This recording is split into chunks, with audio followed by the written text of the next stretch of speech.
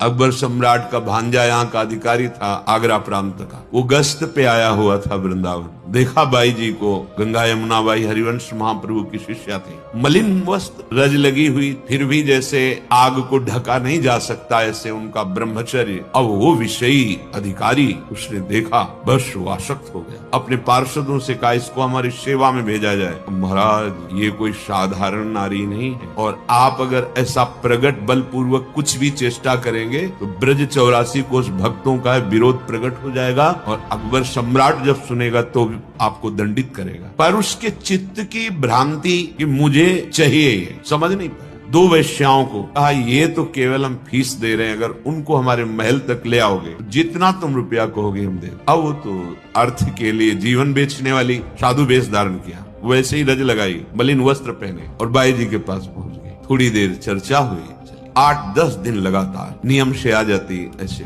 अब कोई लगातार बराबर कई दिन आवे, फिर अचानक 2 दिन ना आवे, फिर तीसरे दिन आ जाए, ऐसा ही किया उन्होंने कहा आप 2 दिन से नहीं आए कि आपका स्वास्थ्य ठीक नहीं था क्या? उनका नहीं, हमारे यहाँ एक बहुत बड़े महापुरुष आए हैं यही मथुरा में, उनसे अनुमति लेके आ गए, अभी वो मथुरा में ही है, क्या आप चलेंगे उन महापुरुष के दर्शन करने? बाई जी ने कहा वैसे तो हम कहीं जाती नहीं, उनका हमारी इच्छा एक बार आप देख लो, पर हम ज्यादा समय रुक नहीं सकती कि हम 2-4 घंटे रुके, क्योंकि हमारी अष्टयाम सेवा है राधा वल्लभ लाल की दिनचर्या। बस चलिए और एक झांकी कीजिए और आ जाइए। पहुंची तो जब महल में, तो उनका यहाँ संत, उनका संतों के लिए क्या है, महल में रखे चाहे झोपड़ी में। हाँ ये भी बात ठीक। बहुत प्रवीण अंदर गए, सुई बार से दरवाजा लगा। अब उनको समझ में आया कि मेरे साथ छल हो रहा है। सामने देखा वो उनका भांजा सम्राट अकबर, उस पर दृष्टि गई, वो कामाशक। अब एकदम सहम गई कि ये क्या।